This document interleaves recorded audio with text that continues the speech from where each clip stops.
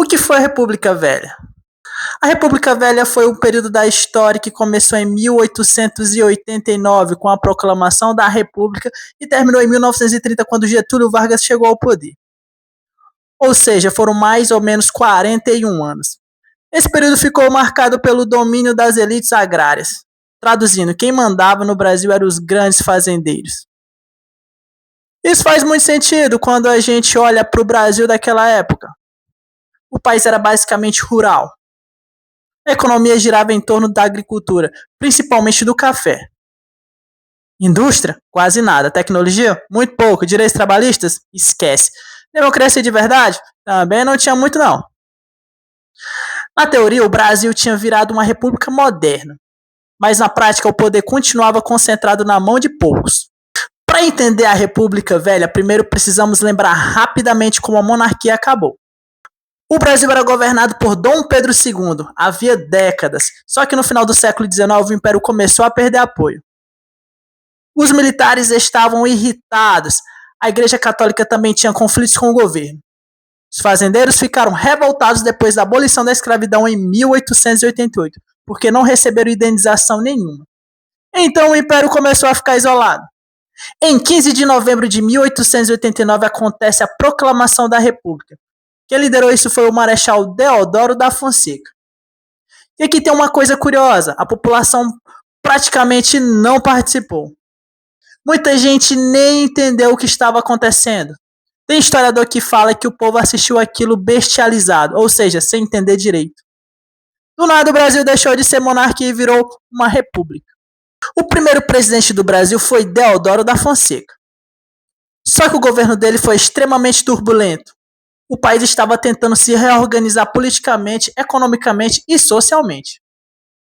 E um dos maiores problemas foi a crise econômica conhecida como encilhamento. Basicamente, o governo liberou muito dinheiro e facilitou a criação de empresas. Resultado? Especulação financeira, inflação e várias empresas falsas surgindo.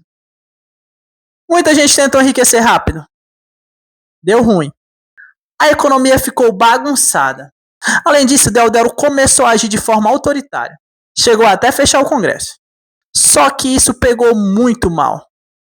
A pressão foi aumentando e ele acabou renunciando em 1891.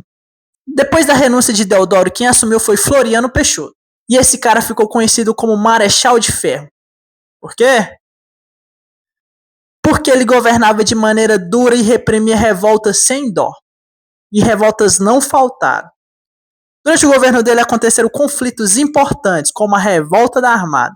Parte da marinha se rebelou contra o governo, mas Floriano reprimiu revoltosos com força pesada. E também ganhou apoio popular porque passava uma imagem de líder firme. Muita gente enxergava nele alguém capaz de colocar a ordem no país.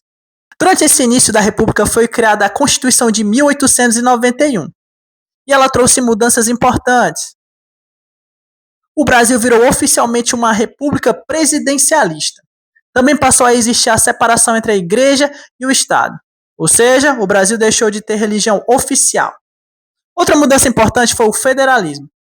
Os estados ganharam mais autonomia. Só que isso acabou fortalecendo muitas das oligarquias regionais, principalmente São Paulo e Minas Gerais. E aqui começa um dos assuntos mais importantes da República Velha. A famosa política do café com leite. Eu sei, esse nome parece engraçado, mas é um dos temas mais clássicos da história do Brasil. Basicamente, São Paulo e Minas Gerais passaram a dominar a política nacional. São Paulo era poderoso por causa do café. Minas Gerais tinha muita influência política e econômica ligada à pecuária e à produção leiteira. Então, os presidentes normalmente eram escolhidos entre políticos desses dois estados. Era quase um revezamento. Um presidente paulista, depois um mineiro, depois outro paulista. Claro que isso não era uma regra escrita, mas acontecia na prática. Isso deixava outros estados extremamente irritados. Agora chegamos em um dos pontos mais importantes da República Velha, o coronelismo. Os chamados coronéis eram grandes fazendeiros poderosos. Eles mandavam nas cidades pequenas como se fossem donos do lugar. Controlavam empregos, favores, segurança, política e até a polícia em alguns casos. E o principal instrumento de poder deles era o voto. Só que naquela época o voto não era secreto. Isso é importantíssimo. Como o voto era aberto, os coronéis conseguiam pressionar as pessoas. Era o famoso voto de cabresto. O eleitor votava no candidato indicado pelo coronel. Se não obedecesse, podia sofrer perseguição, perder emprego, levar ameaça e até apanhar. Ou seja, a democracia era extremamente manipulada. Outro mecanismo importante foi a política dos governadores. O presidente fazia acordos com os governadores estaduais. Em troca de apoio político, o governo federal não interferia nos estados. E os governadores, por sua vez, garantiam apoio no Congresso. Era um sistema de troca de favores. Tudo muito baseado em interesses políticos. Durante a República Velha, o café era praticamente o motor da economia brasileira. O Brasil exportava café para vários países, principalmente para os Estados Unidos e para a Europa. Os grandes fazendeiros enriqueceram absurdamente. Só que existia um problema. A economia brasileira ficou extremamente dependente do café.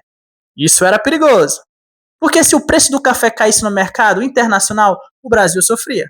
Foi exatamente isso que aconteceu várias vezes. Para tentar proteger os produtores, o governo criou políticas de valorização do café. Uma das principais foi o Convênio de Taubaté, em 1906. Funciona mais ou menos assim. Quando havia café demais sobrando no mercado, o governo comprava o excedente. Assim o preço não despencava. Na prática, o governo ajudava os grandes fazendeiros. E quem acabava pagando essa conta? O próprio país. Enquanto os grandes fazendeiros enriqueciam, a maioria da população vivia em condições muito difíceis. Muita pobreza, pouca educação, falta de saneamento, desigualdade gigantesca. Os trabalhadores rurais sofriam bastante.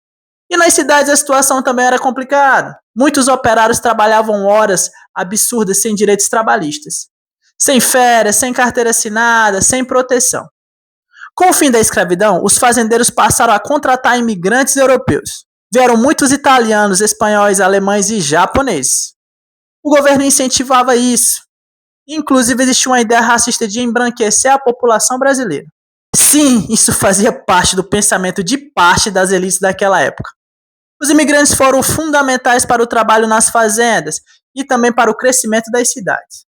Apesar do domínio agrícola, o Brasil começou a se industrializar lentamente, principalmente em São Paulo. Muitos imigrantes passaram a trabalhar nas fábricas e começaram a surgir movimentos operários. As pessoas começaram a exigir melhores condições de trabalho. Muitos trabalhadores foram influenciados por ideias anarquistas. Eles defendiam melhores salários, menos exploração e mais direitos. Durante a República Velha aconteceram várias greves. Uma das mais famosas foi a Greve Geral de 1917. Ela paralisou parte da cidade de São Paulo. Os trabalhadores estavam cansados das péssimas condições de vida. Só que o governo normalmente respondia com repressão. Agora vamos falar sobre uma das revoltas mais famosas da República Velha, Canudos. No sertão da Bahia surge uma comunidade liderada por Antônio Conselheiro. Ele era uma espécie de líder religioso. Muita gente pobre começou a seguir Conselheiro. O arraial de Canudos cresceu bastante. Só que o governo começou a enxergar aquilo como uma ameaça. Achavam que Canudos poderia ser contra a República. Então o governo enviou tropas militares. As primeiras expedições fracassaram. Mas depois o exército destruiu completamente Canudos. Foi um massacre brutal. Milhares de pessoas morreram. Esse episódio mostrou como o governo tratava os pobres marginalizados. Outra revolta importante foi a Guerra do Contestado. Aconteceu na região entre Paraná e Santa Catarina. Os moradores pobres perderam terras por causa da construção de ferrovias e interesses econômicos. Então começou um movimento de resistência. Mais uma vez, o governo respondeu com violência. Os conflitos deixou milhares de mortos. Em 1904, aconteceu a revolta da vacina no Rio de Janeiro. O governo queria combater doenças como varíola, febre amarela e peste bubônica. Só que a vacinação obrigatória gerou revolta. Além disso, muita gente pobre estava sendo expulsa de suas casas por causa de reformas urbanas. Então a população explodiu. Teve barricada nas ruas, confronto e caos na capital. No fim, o governo reprimiu a revolta. Agora uma revolta impressionante. A revolta da Chibata. Os marinheiros brasileiros sofriam castigos físicos absurdos. Mesmo depois da escravidão, muitos marinheiros negros eram chicoteados. Isso é surreal. Então, em 1910, os marinheiros se rebelaram. O líder foi João Cândido, conhecido como Almirante Negro. Eles tomaram navios e exigiram o fim dos castigos. O governo prometeu atender, mas depois perseguiu vários revoltosos. Na década de 1920 começou a crescer um movimento chamado tenentismo. Os tenentes eram jovens militares insatisfeitos com a corrupção e o domínio das oligarquias. Eles queriam mudanças políticas. Defendiam o voto secreto, mais moralização e reformas. Vários levantes aconteceram. Um dos mais famosos foi o episódio dos 18 do Forte de Copacabana. Outro foi a Coluna Prestes. A Coluna Prestes foi liderada por Luiz Carlos Prestes. Os rebeldes percorreram milhares de quilômetros pelo Brasil. O objetivo era denunciar os problemas do país e enfrentar o governo. Eles passaram por várias regiões. E mesmo sem tomar o poder, acabaram ficando famosos. Agora chegamos em um momento decisivo. A crise de 1929. A Bolsa de Nova York quebrou. Isso afetou o mundo inteiro. Como o Brasil depende demais do café, a economia brasileira sofreu muito. O preço do café despencou. Os fazendeiros começaram a perder dinheiro. E a crise política aumentou.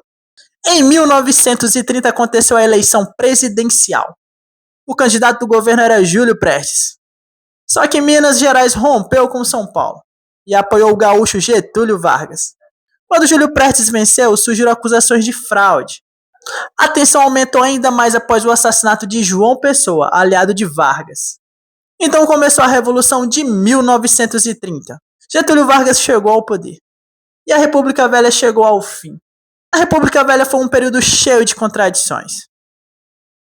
Na teoria, o Brasil era uma república moderna. Mas na prática, o poder ficava concentrado nas mãos das elites agrárias. O voto era manipulado, as desigualdades eram enormes, as revoltas populares eram reprimidas com violência. Ao mesmo tempo, esse período trouxe transformações importantes. O Brasil começou a se urbanizar, a indústria começou a crescer, os movimentos sociais ganharam força. E tudo isso ajudou a preparar o terreno para as mudanças que aconteceriam depois com Getúlio Vargas. E aí, curtiu entender a República Velha de um jeito simples e direto? Se esse vídeo te ajudou, já deixa o like aqui, ó, se inscreve no Mais 15 Minutos e comenta aqui embaixo qual o tema você quer ver nos próximos vídeos rápidos. Valeu demais por assistir o vídeo e até o próximo vídeo.